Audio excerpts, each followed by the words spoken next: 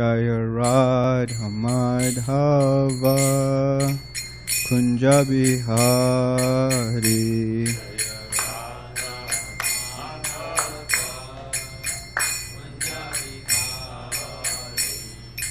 Jaya Radha Madhava Kunja Bihari.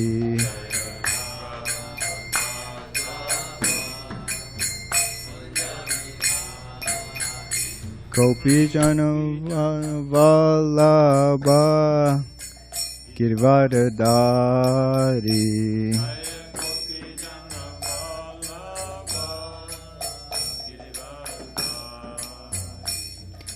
Gopi Jana Vallabha Girivardhari.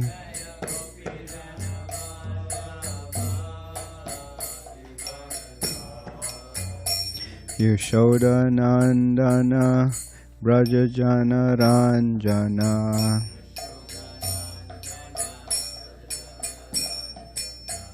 Yashoda Nandana Brajajana Ranjana.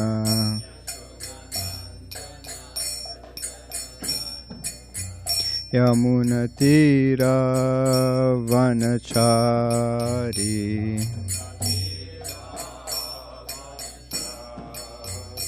Yamuna Tira Vanachari.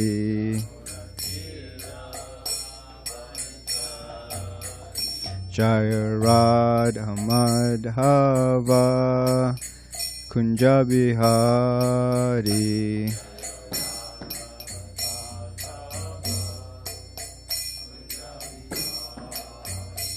Jaya Radha Madhava Kunja Bihari.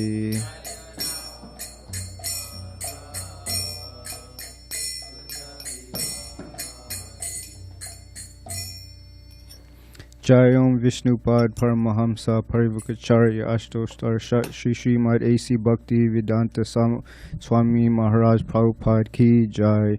ISKCON founder Charya Srila Prabhupada Ki Jai.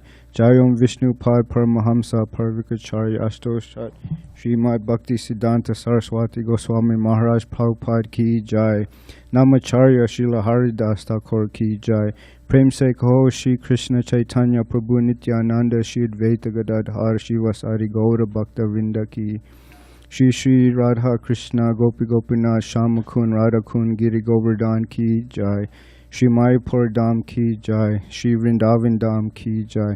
Jagannath Puri Dham Ki Jai. Ganga Mai Ki Jai. Yamuna Mai Ki Jai. Bhakti Devi Ki Jai.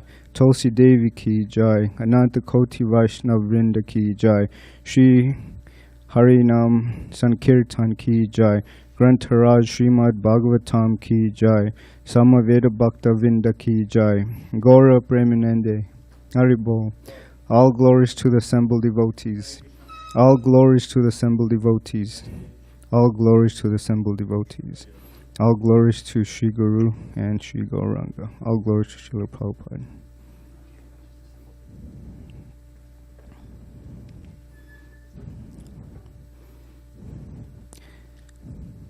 Om Namo Bhagavate Vasudevaya. Om Namo Bhagavate Vasudevaya. Om Namo Bhagavate Vasudevaya. Today we're reading from Srimad Bhagavatam, 5th Canto, Chapter 5, Text 17. Kas tam swayam tarabhigyo vipaschet avidyayam antare vartamanam dvishva punas tam sagrinaha kubidim prayojayad utpatagam yatandam kastam swayam tarabhigyo vipaschid avidyayam antarivir vartamanam Trishva punastam sagrina kubidim prayojayat utpatagam yatadam kastam swayam tadabhigyo vipaschid avidyayam antare vartamanam Trishva punastam sagri na kubidim prayojayed utpatagam yatandam kastam swayam tadabhigyo vipaschid avidyayam antare vartamanam Trishva punastam sagrina gubidim prayojayed utpatagam yatandam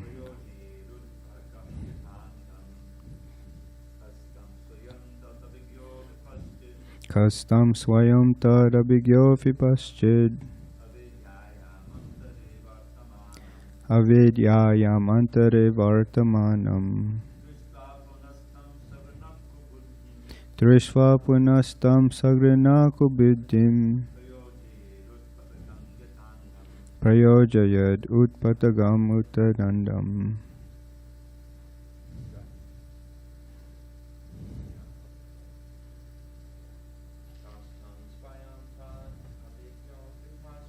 Kastam swayam tadabhigyo vipaschid avidyayam antare vartananam.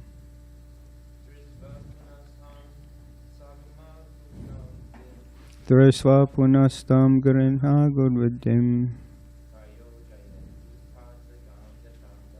prayojayat utpatagam hidam. Synonyms. Kaha, who is that person? Tam, him. Swayam, personally. Tatabhigyaha, knowing spiritual knowledge. Vipaschit, a learned scholar. Avidyayam antare, in ignorance. Vartamanam, existing. Drishtva, seen.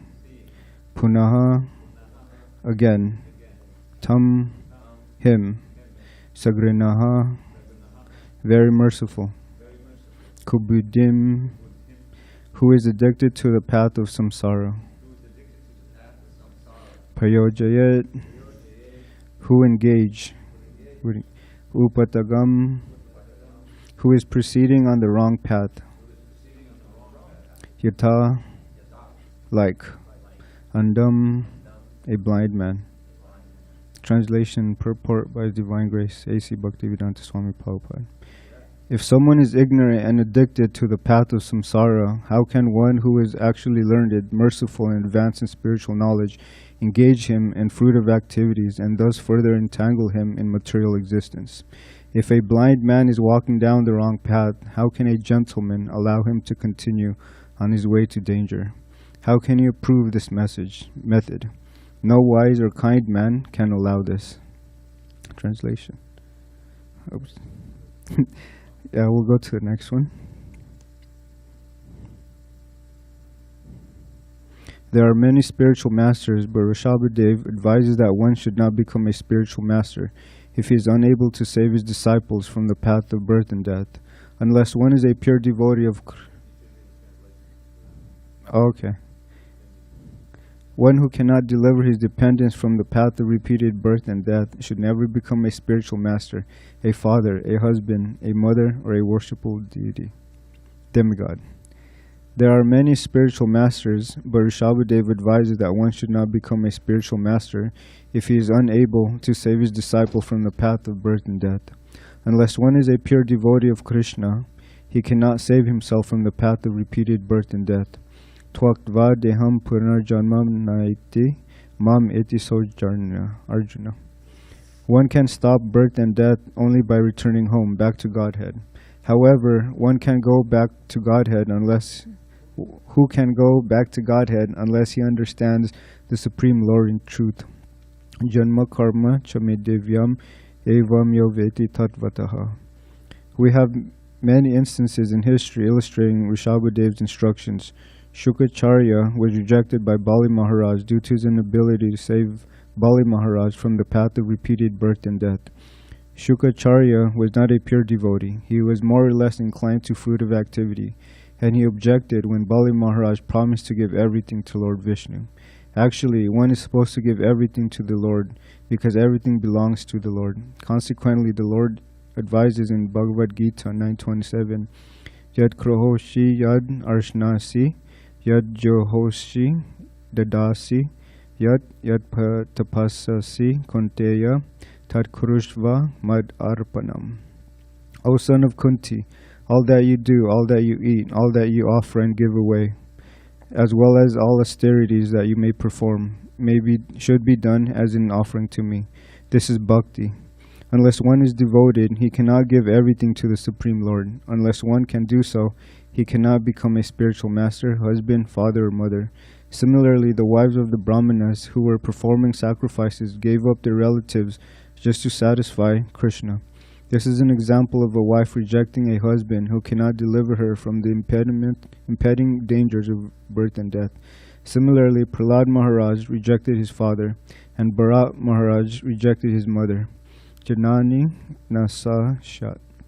The word Daivam indicates a demigod or one who accepts worship from a dependent. Ordinarily, the spiritual master, husband, father, mother, or superior relative accepts worship from an inferior relative. But here, Rishabhadev forbids this. First, the father, spiritual master, or husband must be able to release the dependent from repeated birth and death. If he cannot do this, he plunges himself into the ocean of reproachment for his unlawful activities. Everyone should be very responsible and take charge of his dependents, just as a spiritual master takes charge of his disciple, or a father takes charge of his son. All these responsibilities cannot be discharged honestly unless one can save the dependent from repeated birth and death. Om Jnana Timarandasya Jnananjana Shalakaya Chakshurun Militam Yena Tasmai Shri Gurave Namaha Shri Chaitanya Manobishtam Stapitam Yena Bhutale Swayam Rupa Kadam Mayam Dadati Swapadantikam Vandeham Shri Guru Shri Yuta Parakamalam Shri Gurun Vaisnavamscha Shri Rupam Sagrajatam Sahagana Ragunatam Vitam Tam Sajivam Sadvaitam Savadutam Parijana Sahitam Krishna Chaitanya Devam Shri Radha Krishna Padan Sahagana Lalita Shri Vishakan Vitamscha Hey Krishna Karuna Sindhu Dinabandhu Jagatpate Gopisha Gopika Kanta Radha Kanta Namostate Tapta Kancha Gaurange Radhe Vrindavaneshware Vrishabhanu Sutadevi Pranamami Hare Priye Vancha Kalpatarubhyascha Kripa Sindhubhya Eva Cha Patitanam Pavinebhyo Vaishnavyo Namo Namaha Jai Shri Krishna Chaitanya Prabhu Nityananda Shri Advaita Gadadhar Shri Vasari Gaura Bhakta Vrinda Hare Krishna Krishna Krishna Hare Hare Hare Ram Ram Ram Hare Hare. In the nectar of instruction, the very first instruction is Vachu Vegam Manasa Krodha Vegam Jiva Vegam Udaro Pasta Vegam Itan Vegan Yo Vishahite Dira Sarvam Apimam Pritivim Sashishyat. A sober person who can tolerate the urge to speak, the mind's demands, the actions of anger, and the urges of the tongue, belly, and genitals, is qualified to make disciples all over the world. These are the qualifications of being a spiritual master. First, one must control his speaking power.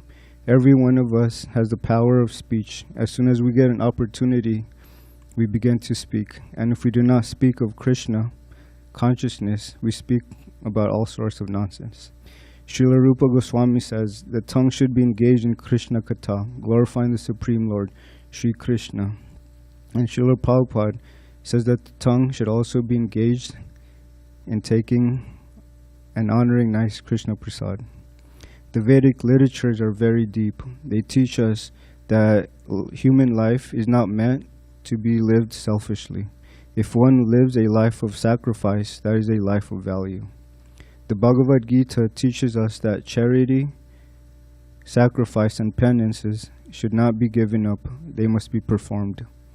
In the Bhagavad Gita, Krishna says, whatever action a great man performs, common men follow. And whatever standards he sets by exemplary acts, all the world pursues. An example of a great sacrifice and acts is the story of Ramayana. Lord Ramachandra, the Supreme Personality of Godhead, was the eldest among the 4 brothers. The etiquette is that he should be installed as the next king, being the eldest son. On the day of the coronation, there was a change of plans. Kaikeyi, the king's favorite wife, because she was the youngest and the most beautiful, was brainwashed by a maidservant named Manthara. Manthara had convinced Kaikeyi that if Lord Ram was crowned king, she would lose her position as the king's favorite. She should put her own son, Bharat, as the king. Lord Ramachandra was requested by his father, King Dasharath, to leave and stay in the forest for 14 years. Instead of being king, Lord Ram was exiled to the forest. Lord Ram played the part of the perfect son, king, husband, brother, and master. The duty of the son is to follow the orders of the father. Even though Lord Ram knew it was not fair to be exiled, he agreed to the proposal for the sake of his father's words that he kept the boon to Kaikeyi. So instead of protesting, Lord Ram entered the forest and Sita followed. Lakshman, who is Balaram, also followed without hesitation. Sita taught the duties of a faithful and dedicated wife. Lord Ram instructed his brothers on how to rule the kingdom justly. He also set an example to marry only one wife. At that time, the kings, they were allowed to marry many wives. But Lord Ram, he showed the example of he should only marry one person. They had given up their kingdom, their comforts, and their relatives to live in the dangerous forest, full of wild animals, demons, and surviving on what they can find. Thus, the story of Lord Ramachandra has been immortalized for all ages. In the Bhagavad Gita, Krishna says there are 3 gates that lead to hell: lust, anger, and greed. Every sane man should give these up, for they lead to the degradation of the soul. Book distribution is compared to a fire sacrifice. In the Kali Yuga, the yajna recommended is Sankirtan Yajna. In Vedic times, they would put a cow or a horse in the fire sacrifice, and it would come out as a human. Then the yajna would be considered successful. The soul would get a promotion to a human birth. So book distribution is like turning animals into humans. Both animals and men share the activities of eating, sleeping, mating, and defending. Srila Prabhupada says, if a human being simply lives his life in this way, he is no better than a 2-legged animal. So we're turning 2-legged animals into Vaishnavas. We all had bad habits that include intoxication, meat eating, illicit relationships, etc. In an interview, Srila Prabhupada, he says, if a human being is not properly educated, he remains an animal. This is the proper education. Therefore, we are bringing animals to human beings. Only in human society there are schools, colleges, education systems, marriages, and culture. Srila Prabhupada concludes, unholy connection with women is the beginning of immorality. We are trying to cleanse the heart and the consciousness to its original state, Krishna consciousness. In the Bhagavad Gita, chapter 2, text 62 and 63, says, while contemplating the objects of the senses, a person develops attachment for them, and from such attachment lust develops, and from lust anger arises. From anger complete delusion arises, and from delusion bewilderment of memory. When memory is bewildered, intelligence is lost, and when intelligence is lost, one falls down again into the material pool. I like to show this verse when I go on book distribution. The person can understand how powerful lust is. You can see this also in a child in a supermarket. He sees the candies, the toys, chocolate, and then attachment develops. He wants it, he's looking at it. And when the parents refuse to buy the item, he throws a tantrum. So even a little child can display this. In the Bhagavad Gita, 3rd chapter, Krishna confirms, "It is lust only, Arjuna, which is the all-devouring sinful enemy of this world. The senses, the mind, the intelligence are the sitting places of this lust. Through them, lust covers the real knowledge of the living entity and bewilders him." This reminds me of the liquid beauty story. Do you guys know the story? There was once a man that fell in love with a beautiful girl. The girl tried to refuse the man's advances. When he persisted, she requested that he should wait 7 days. During the next 7 days, the girl took a strong purgative and laxative and repeatedly passed stool and vomited. She stored the refuse in buckets. Thus, the so-called beautiful girl became thin like a skeleton and turned blackish in complexion, and the beautiful eyeballs were pushed into the sockets of the skull. The man appeared on the scene well-dressed and well-behaved, and asked the waiting girl, who was depressed in appearance, about the beautiful girl who called him there. The man could not recognize the waiting girl as the same beautiful girl whom he was asking for. The same girl, however, was in a pitiable condition, and the foolish man, in spite of repeated assertion, could not recognize her. It was all due to the action of the medicine only. At last, the girl told the powerful man all the story of her beauty, and told him that she had separated the ingredients of her beauty and stored them up in the reservoirs. She had told him that he could enjoy the juices of beauty stored up in the reservoir. The lunatic man agreed to see the juices of beauty, and thus he was directed to the store of stool and liquid vomit, which were emanating an unbearable bad smell, and thus the story of liquid beauty was disclosed to him. What makes the body so beautiful? Is it the skin, the eyes, the hair, the form of the body? It is actually the soul what makes the body beautiful. The soul is the cause of animation, but people have no idea about the soul within the body. The working senses are superior to dull matter. Mind is higher than the intelligence. Intelligence is still higher than the mind, and he, the soul, is even higher than the intelligence. So the soul is the cause of everything. What is the fastest growing religion? Muslim? It's materialism. Their philosophy is that you only have one life to accumulate as much as you can. Practically, the entire world is following this religion. The senses require engagements, and if not devotional service, they seek engagement in materialism. The tongue wants to taste palatable foodstuff, the ears want to listen to music, the eyes want to see beautiful scenery, etc. But the senses, they should be used to serve the master of the senses. Hrikena Rishikesha Sevanam Bhaktir Uchate. Srila Prabhupada uses this example of becoming the servant of the dog. The dog says, "Please stand here, I will pass stool." And the man replies, "Yes, my dear sir, it is very nice." So we become the servant. We have no shame in becoming the servant of the dog, but we refuse to be the servant of God. Slightest thought of sense pleasure will agitate one to gratify his desires. Commercials and advertisements are made for this purpose. They have subliminal messages. A person can be completely satisfied with what he has at the moment, but then he'll remember the new iPhone or the new Mercedes-Benz commercial. Then the mind will begin to convince him that he's not happy. He needs to get it. The mind has a mind of its own. Now, if you will allow, I'd like to share some book distribution stories. There's a book by Devamrita Swami called Hiding in Unnatural Happiness. This was at Balboa Park. There was a mother with 2 young children, a boy and a girl. The children, they were touching the books, causing a mess on the table while I was explaining the books. So I told this nice lady, the goal of life isn't about how big your bank account is, how fancy your car is, or how big your house is. Happiness is a state of mind.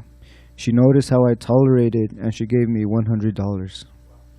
This was my first $100 bill. She took each book that I had on the table. Many people say, I'm not religious, so this is what I tell them. Without religion, human life is simply animal life. There was a man, he had a shirt that said, freedom. So I said, what about mental slavery? The mind dictates, go here, go there, eat this, eat that, buy this, buy that.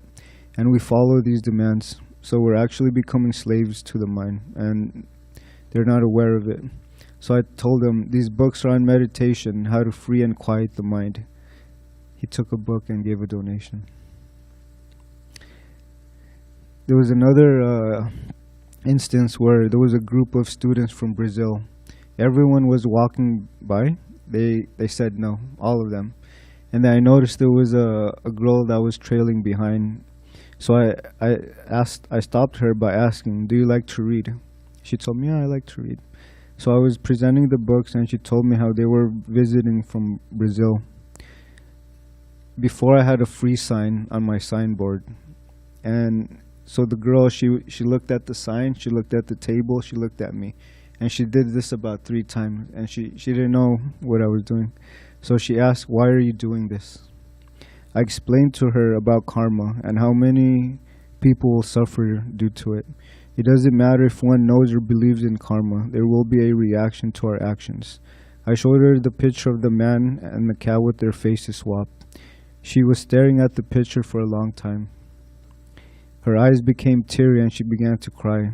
A little later, she brought her friends over and they all took a book.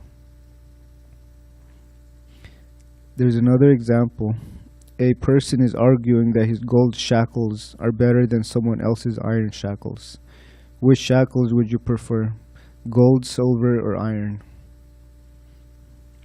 It's foolish because he still remains in shackles, regardless of the type of metal they are made out of. Someone can be a millionaire and someone can be living on the streets, but we are all subjected to birth, old age, disease, and death. In the Srimad Bhagavatam, 3rd Canto, chapter 24, text 27, purport, Srila Prabhupada says, when people forget their eternal relationship with God and engage in something other than devotional service, their engagement is called irreligion. A diseased person has restrictions in diet and activities, so there are also regulative principles to help our diseased material mind.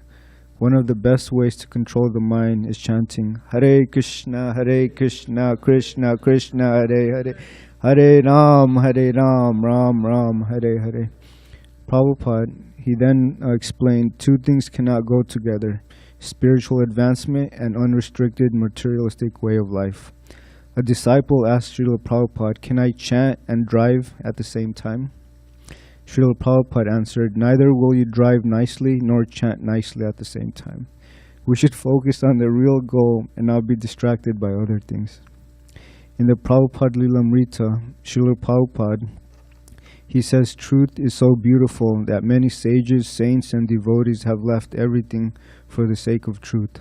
There was once a discussion on who was the most unhappy person in the world. Some people said this, some people said that. Some people said the poor and the diseased are the most unhappy. Finally, one man said something interesting. He said, a man who is jealous and envious, he is the most unhappy. Why? Because he suffers when everyone else is doing well. His mind has no peace at all. When I also go on book distribution, I tell them that these books, they help cultivate divine qualities, such as tolerance, patience, compassion, freedom from anger and envy, self-control, and most importantly, humility and forgiveness, which is very much lacking in today's world. And a lot of families, once I tell them these qualities, they say, hey, I can use that, or my husband needs that. And so many people that have problems with patience and anger. I also ask if they know anyone who may be struggling with depression, suicide, or loss in life. And a few people have told me I can give this to my granddaughter or my grandson. There was a family in La Jolla Cove, and the grandmother had brought her grandson along with them because all he did was stay in the house, play video games. He was very lonely. So she also got all of the books that I had on the table, and she gave a nice donation. Anyone who is honest can relate to the threefold miseries of conditional life. This shows that even a first world country like the US, the people are not happy, despite all the economic development and facilities for sense gratification. There may be some difficulties in Krishna consciousness, whether it is following the four regulative principles, waking up and attending the morning programs, chanting our 16 rounds, etc. There are many austerities that the devotees endure, but we don't give up.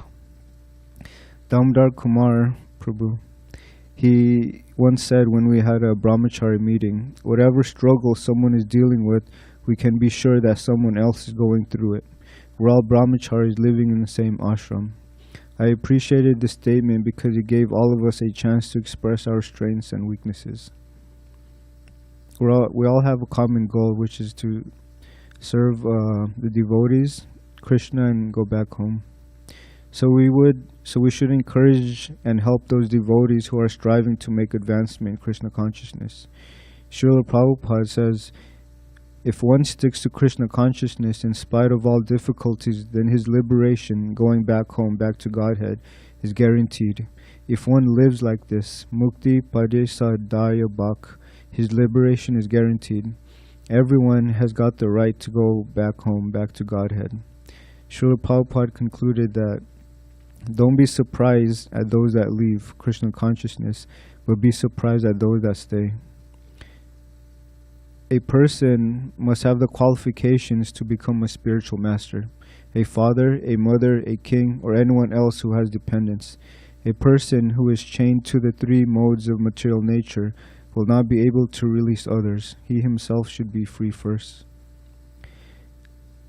And Prabhupada said this in a letter.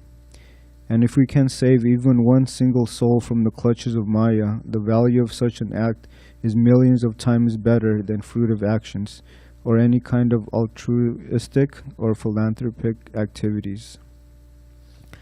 He also says it's better than opening up millions of hospitals. Because hospitals, they just cure and they make the bodies get better. But they don't cure the disease within the heart. Like in the beginning, lust, anger, and greed. There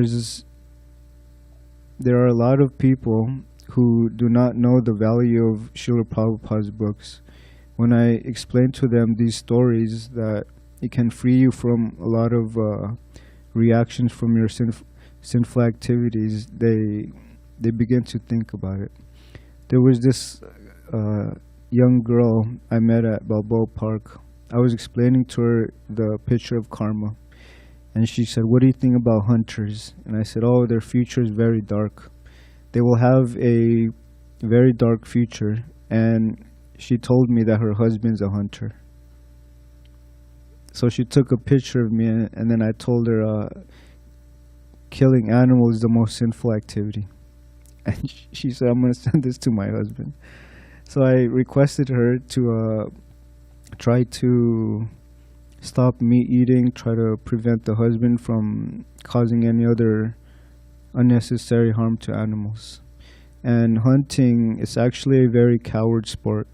You hide in the bushes, you kill an animal, and they're simply just trying to find food.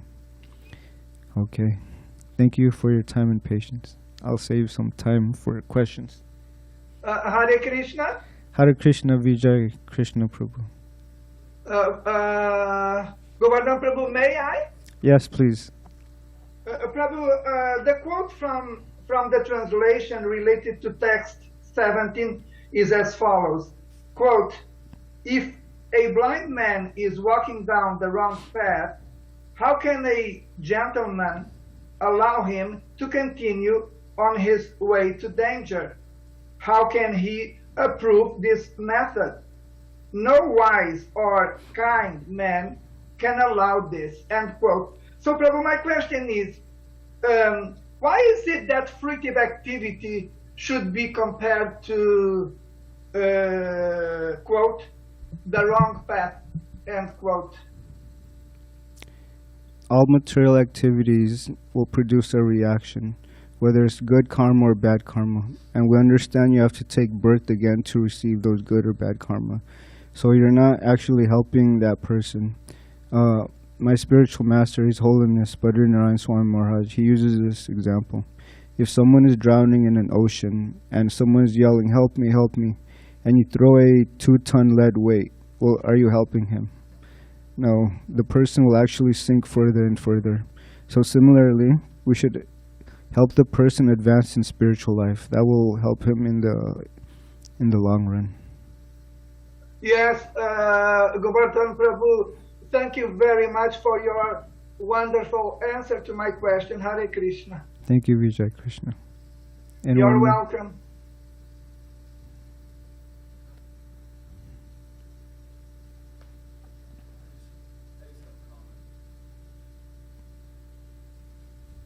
I just have a comment. Yeah, I think it's a good idea that you have of telling people that, you know, when you're out in books, that, oh, do you know anybody who suffers with depression or suicidal thoughts, anxiety?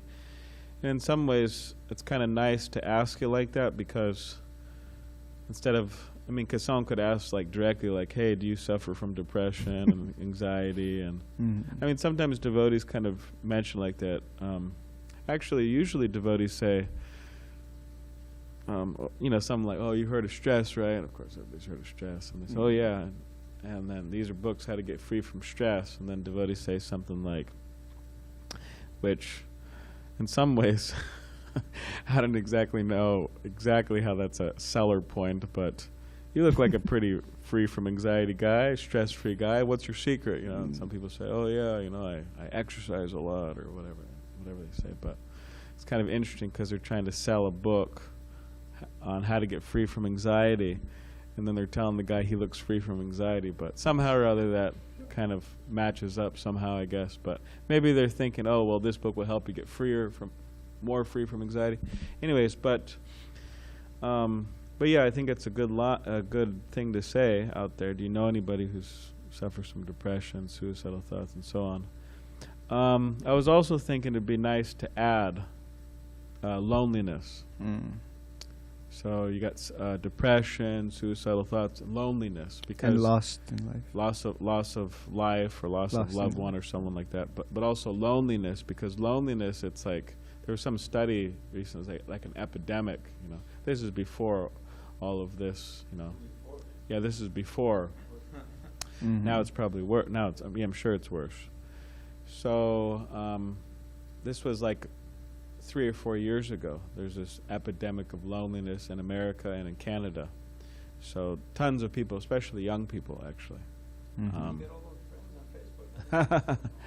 Yeah, I got all those friends on Facebook. Yeah, but yeah, it was like a serious. You know, there was some study where they're saying that these young people, most of them feel that they don't have any even acquaintances, like what to speak of friends and close friends. They just, anyways, there's a whole study. Deva Amrita Swami sent out something. So anyways, I was saying it nice if you want to add loneliness.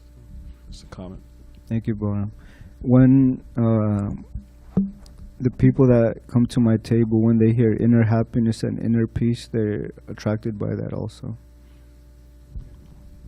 Yes, Trubhir. I have a question on the text 18, which is a famous verse, which I didn't chant, but you gave the translation. And it says, of course, that one should not become a guru, one should not become a father, mother, worshipful demigod. A relative actually is in there. We restored that. Unless you can deliver your dependent from the path of repeated birth and death. So, but we've seen practically that even, you know, Srila Prabhupada, who could be more bona fide guru than him? And yet, he initiated some people who then rejected the whole process. They blooped, or, you know, even became into the modern days even enemies of the movement. You know? And so they're not going to be delivered. So could you say, well, Prabhupada became a guru, but he couldn't deliver this person? You know, what to speak of parents in our movement who tried their best to raise their kids in such a way, but they get into all kinds of stuff and they're not really probably going to be delivered. And even Prabhupada's children. One became an enemy of the movement, tried to take over all the property. So how do we understand that? And if you don't have an answer, I think I have an idea. I may. Huh? I may. Should I may. Have an answer. Okay. The idea is that if you're qualified, means that you're a devotee yourself, of course, and you're ready to instruct your subordinate in proper means. You set a good example, and that's what you can do. But everybody has the free will, no matter how good a guru you are or whatever it is. So I think what it means is that you're qualified to do it, but and you try your best to do it. But if because one reason or another, the person's karma or whatever, then that doesn't disqualify you. In other words, otherwise, this verse would preclude anyone from becoming a guru, because that inevitably, when you widely try to save others, especially even those who are directly dependent on you, some are going to drop the ball. Now you may say, yeah, but they began Krishna consciousness, eventually they'll be delivered. But I think this, is an important caveat to understand about this verse. There's also an example of a man stuck in a well. I'll always remember this because Balaram told me. A man stuck in a well, and you throw a rope, a ladder, and he says, hey, thanks, but make my hands grab the rope. It's up to that individual to actually take the initiative to help themselves. Yes, Bhakti Daniel. Thank you, Govardhan Prabhu. Great class. So my question relates to the purport about how it kind of like degrades over time, like your attachments leads to lust, and lust leads to anger.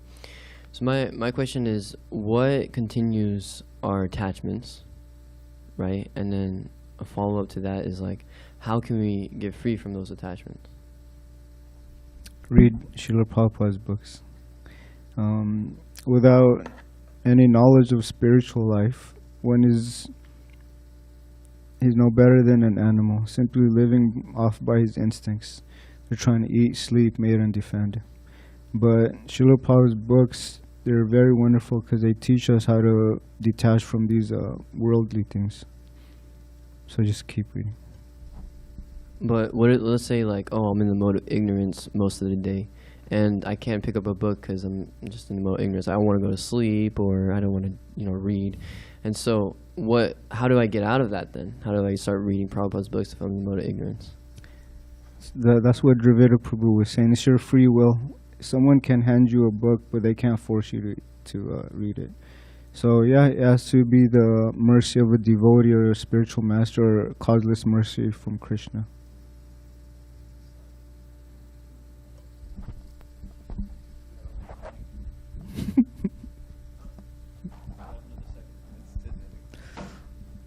Actually, the brown one is supposed to be for class. You got a green one, right? Yeah. Hare Krishna. So, as Govardhan Prabhu was saying, everyone has free will. But if you've taken the step of, coming in and actually joining the ashram, then it means, at least at that time when you made the decision to do that, you're serious about Krishna consciousness to some degree. So, but as we experience, according to feast prasadam you take one night, your determination morning is not, could be very weak to get up, and it's practically impossible. Whatever. So, the answer is, but as Govardhan Prabhu explained, is that you have to be open to others, God brothers, and the spiritual master, their instruction. They try to help you. They may actually pull you out of the sleeping bag, but they're not going to do that for the whole day. You've got to be, as soon as you let go, then you go back in the sleeping bag. No, you have to feel that, this person is trying to help me, and take advantage of those things that can give you the spiritual strength to, advance. So it's a struggle, especially at first, because we're so habituated. This word conditioning is so important. It means that we've developed habits over lifetimes of contemplating objects of the senses, developing attachment, getting lusty, getting angry, getting frustrated. That you're talking about that process, that the second chapter that he cited. So we're very habituated to doing that. So we're trying to develop better habits, and the advantage we have is that Krishna's on our side. He really wants this development. So if we take shelter of Krishna in the form of the holy name, the morning program, the books, everything, this is all Krishna's way of helping us. Then we can get the determination, spiritual strength to give up something or to take on something that's difficult, give up something that's difficult. That's the only solution. And it's an ongoing struggle, because there's this one verse, Uttishta Jagata Prabhavadan Nibodhita. I know that part, but the next part is the part that I'm thinking about. Uttishta Jagrati. Get up and wake up and understand the great treasure you have as a human being, and then undertake the path. But remember, the path is like a razor's edge, the famous razor's edge.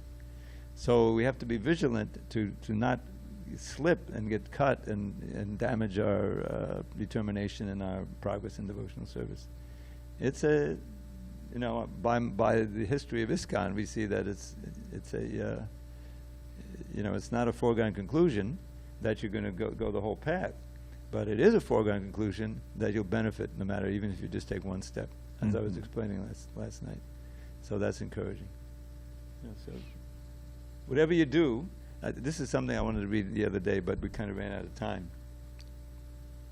And because it's right, it's in my bailiwick, which is that we're reading the books, but I had to go over the books to make sure that the books are saying what Prabhupada intended to say, and that nothing has been taken out inadvertently somehow.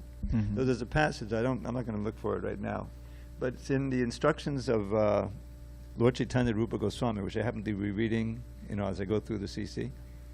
And in that purport, Prabhupada is emphasizing the need for association.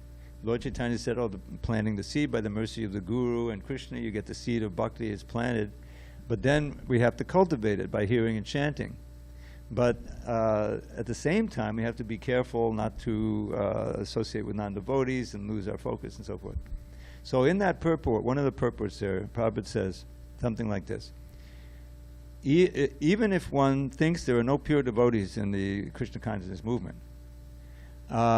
still one should stick to the movement. One should stick to the society. He should stick to the society. And if he still has trouble, then he can keep company with the spiritual master. Now, there's a whole history to that statement, which is a very significant statement. There was a devotee in Burijan Prabhu, who's a very senior member, who wrote many books. He's a teacher, and he lives in Vrindavan in Australia. And early on in the movement, he had some trouble. He was living in, I think it was Hong Kong, kind of out on the edges of, the movement. And he was preaching there with his wife.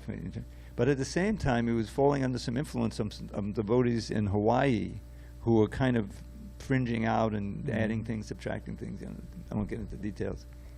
So Prabhupada understood that. He traveled all the way to Hong Kong with his servant, Satsarup Maharaj, and in order to save him.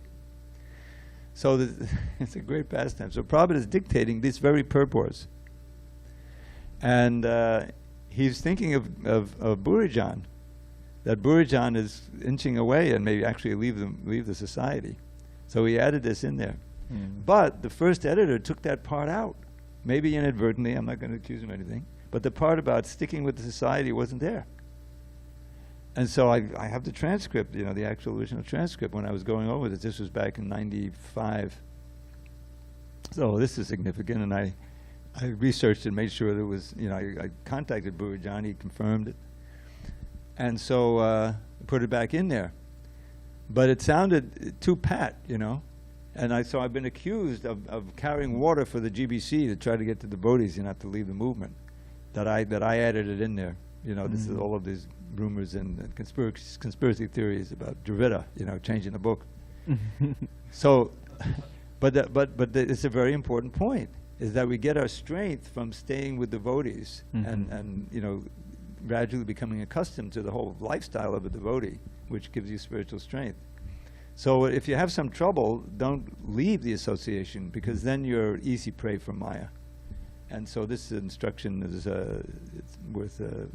I remember Bhakti True Swami. That would be one of the things he would stress so much in his lectures. He was personally told by Prabhupada that, because Prabhupada saw devotees coming, even some of his leaders, they would leave. So to keep the movement strong, then we have to stick with it, and to keep ourselves strong.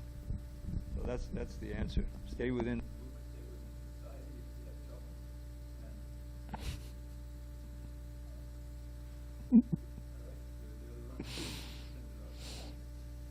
Thank you, Dhruvidapur. Going off of that, I just another question, I guess, for Govardhan, if you can answer as well, as we still have people that do stay in Krishna consciousness. They stay in ISKCON, but we have people that bloop. The word blooping, meaning that they've fallen off, but they have been on it. And so, how does one bloop, and then how does one actually come back from that?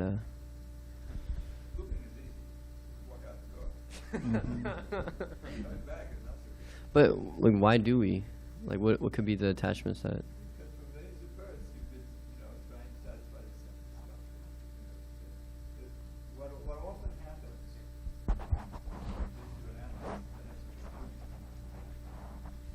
Not in blooping, but in seeing people bloop, is that you become lax in the sadhana. In that you're late, you're not reading, like that. And at first, okay, come on, Babu, let's go on Harinam. Okay, and because you're lax, you're not appreciating the association of devotees, and you're easy prey to get into the mood of blasphemy, of criticizing. Because you never want to feel bad about yourself. You say, "Oh, I can't do it," but there's something wrong with that devotee, even though he's chanting so nicely. Whatever craziness comes in.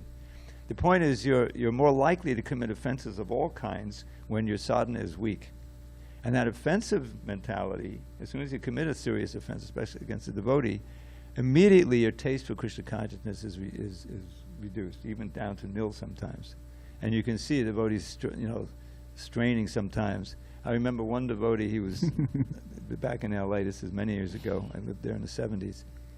And he had, I don't know what he was, I didn't know what he was doing at the time, but it was amazing. He was standing right in front of the deity, right in front of Rukmini Dwarkadish, and I was right behind him, And I was looking at him, I was noticing, I wasn't specifically marking him, but he couldn't look at the deity. He was looking here, looking there, looking here, there, because he couldn't face, because, the deity. So that's the real danger. Is when you lose your taste, it's so easy to become prey to Maya, some attraction, whatever it may be. So that's the key. That's why we've drummed into us. Know those offenses. We chant them every day. Problem is, when you chant something every day, sometimes it just becomes rote. You're not really thinking of the meaning. That's why I always stress for the morning program, especially when you're chanting the Gurvashtakas, try to study. That's why I took the trouble of putting the word-by-word meanings into the songbook, so we could learn what they mean. So when you actually sing it, the meaning is coming out. First line, Sangsara Dava Ananadita Loka Tranaya. So everyone in the world is suffering from all these miseries of birth, death, and the Guru is delivering us from that, and anyone else who wants to take shelter. So the first emotion should be gratitude. How thankful should we be, how fortunate we are to be under the shelter of such a wonderful spiritual master, so that we can be delivered from all this suffering. And then it goes on to describe his activities. So if you know the meaning, it's a great meditation. I mean, it's all important to be there and everything, but it adds so much. So that's by keeping yourself always, learning more in Krishna consciousness and deepening the experience of the things we do all the time, then you'll be on the safe side. Hare Krishna. Thank you. Grantaraj Srimad Bhagavatam ki